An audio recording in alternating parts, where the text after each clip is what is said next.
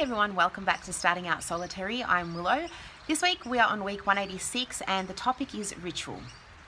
When I performed my very first solitary ritual, there was a lot of time spent on reading and researching and watching a lot of YouTube videos just to get an understanding of why a ritual was performed, what tools I needed, what I needed to have, what I needed to do and say and all that kind of stuff. Still at that time, I remember not feeling very equipped, but I wanted to dive in and experience, have a ritual experience for myself. It didn't go as planned, nor did even the whole experience. It just wasn't what I thought it was going to be anyway. I'm just simply sharing my personal experiences. I'm not saying that this is the right way to go about it, but I did the very best I could with what I had. I didn't have, like so many people, anyone to go to ask any questions, nor was I raised in a family of practitioners, nor was I even in a coven at that time as well. So it's just, I guess, sharing with you where I first started, because the way I perform ritual nowadays and my values, I guess, and beliefs and all of that, my attitude towards rituals has even changed immensely, from when I first started. So I'll share a little bit on that and my thoughts currently on ritual as well. So a lot of time I spent in my first ritual concentrating on the words I was saying, the directions I was facing. I used candles to represent the elements and the directions, and so I remember, calling north, fire, moving on to the next direction, and then realizing that I hadn't lit the candle for fire. I stood there for a few seconds and I was beside myself because I had forgotten to light the candle, and then I'd go back and light the candle, and so I was really focused on which direction I was facing and where I was throwing the salt and what I was saying and what I was doing. And then once I'd opened circle, I realized that I'd forgotten to get my spell, which was sitting on the kitchen bench, and then I sat there again and I thought, should I close circle, go and get my spell, or should I leave circle open, go and get my spell? There was so much focus on what I was doing rather than surrendering and immersing myself in the whole experience. So that's the reason why it didn't kind of go as planned. I remember at the end of the ritual, I sat there and I went, that didn't feel anything to me. There was no spark, there was nothing, but it didn't deter me. Later on down the track, I began classes with Crimson Fire and I joined Coven, and my very first Coven ritual experience was completely different.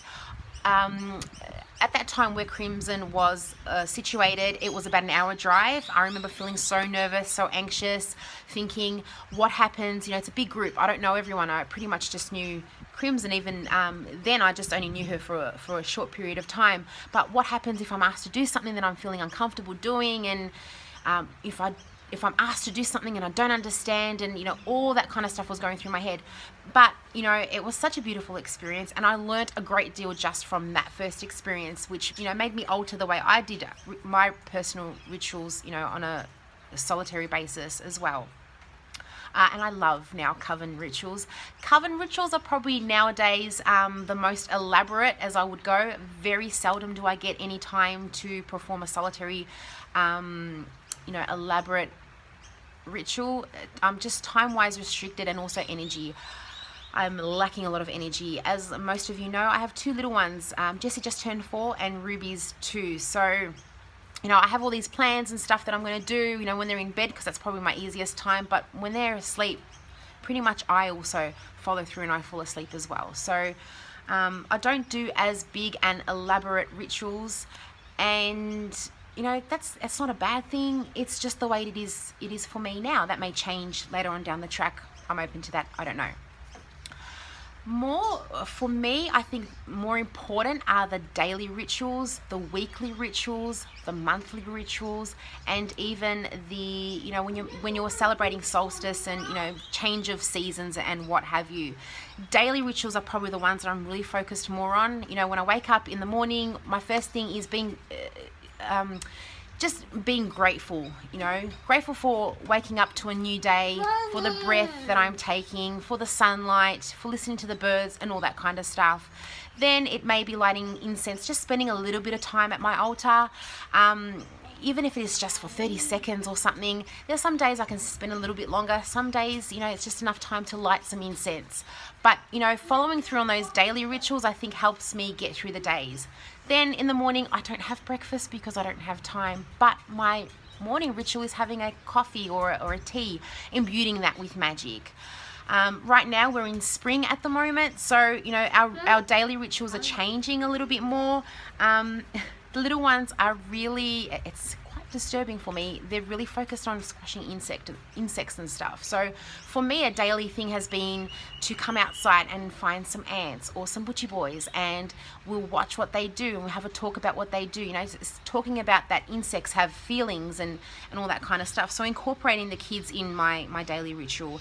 Maybe creative time where they can sit down and draw, even if it's for 5-10 minutes, while I can make an incense blend or something. Incense blends are very easy for me because I pretty much have all the dry herbs and I can just, you know, make and create my own blends. But there are times where we can spend a little bit extra and, you know, create something a little bit more that normally takes, you know, takes some time to create.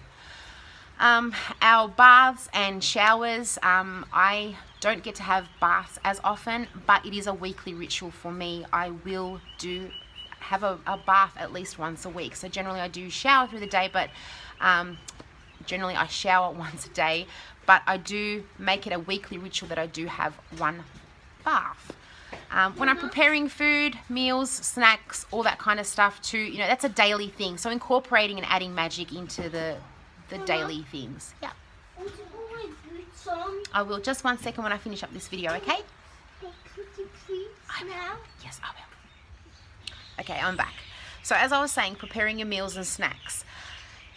I know if you're sitting here and you're listening to this, you're probably thinking that, you know, all these things that I'm mentioning aren't really ritual worthy, but I see it as, and I think the big realization for me was once I had Jessie. There are a lot of people that said to me, oh, watch out, your life's going to change. And I know part of me was thinking, well, how much can it change? You know, all that kind of stuff. We all have our own unique individual lives and things that we're experiencing on a personal level. And for me, I did lose touch. I did lose my spirituality. I did lose myself to a degree. And slowly within time, I think changing my perception and being open to, well, if people are referring to, you know, a ritualistic way in putting on makeup, what's there to say that I can't create that little extra magic in things that I do, and they're not necessarily as obvious to the eye. You know, people around me may not realize that I'm performing a little ritual, but there's a little thing, a little knack, you know, that I have built on, I think, over time, and the way that I do things, you know, which has helped me a great deal. So I think for me, the big thing is that rituals aren't just all about the big ritual magic, which, you know, they're beautiful, you know, in themselves. But, you know, rituals can be as big and as small as we like. And I think from personal experience, you know, as I said, I started with the best I had at that time, and it was there. It was my beginning. In time, things have changed. I've done things differently, things that work for me, things that don't work for me. But I think it's just seeing those little things that we can, you know, create rituals in and magic in. That's pretty much all my thoughts on this week's topic for now anyway. Until my next video, sending you so much love.